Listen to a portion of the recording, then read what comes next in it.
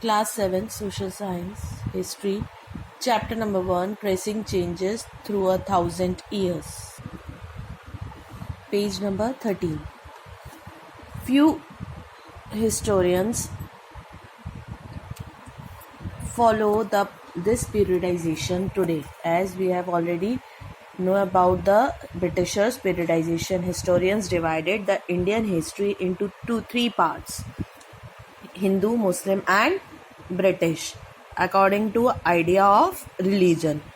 Okay, now few historians follow this periodization today.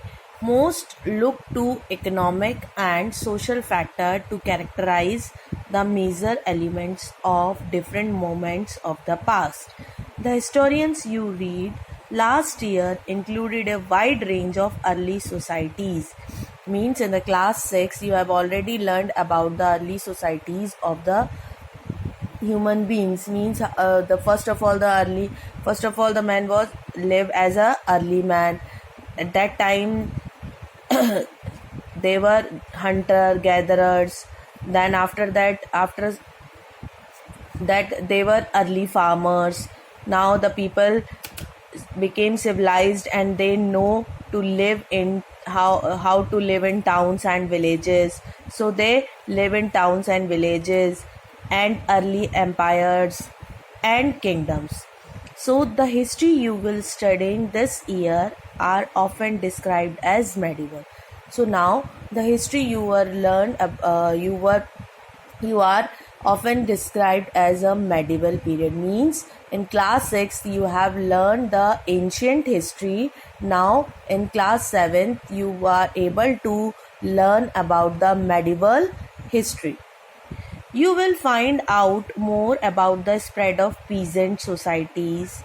Now in this history you will learn about the spread of peasant societies, the rise of regional and the imperial state formations, sometimes at the cost of pastoral and forest people, the development of Hinduism. In this you are also know about the development of Hinduism and Islam as a major religion, because in the medieval part of the history we are going to learn about the rise of the Hinduism and Islam as a major religion of our country, and the arrival of European trading companies. And the European trading companies like East India Company, Dutch, Portuguese, all these were arrived in India during medieval history. Now these 1,000 years of Indian history witnessed considerable changes, and these 1,000 years also witnessed the considerable changes that occurred in India. Means the changes in the kingdoms or in the lifestyle of the peoples, religions, traditions, languages and all that. After all, the 16th and the 18th century were quite different from the 8th or the 11th. Now the 16th and 18th century were quite different from the 8th or the 11th century.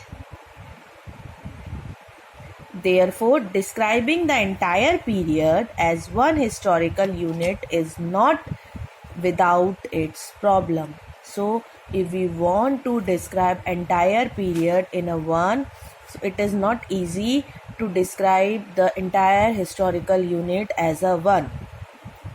Moreover, the medieval period is often contrasted with the modern period, because medieval period is also contrasted with the modern period, because the arrival of the European trading companies somewhat is also included in the modern period. Means in the modern history also. Modernity, it carries with a sense of material progress and intellectual development. And modernity carries what? A sense of material progress. Means now the man became more progressed and intellectual advancement. This seems to suggest that the medieval period was lacking in any change whatsoever. But of course, we know this was not the case. During these 1,000 years, the society of the subcontinent were transformed often, and economics in several regions reached a level of prosperity.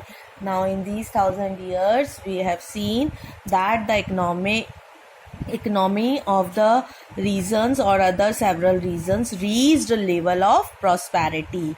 Means it is at its best position. Economy was at its best position that attract the interest of European trading company.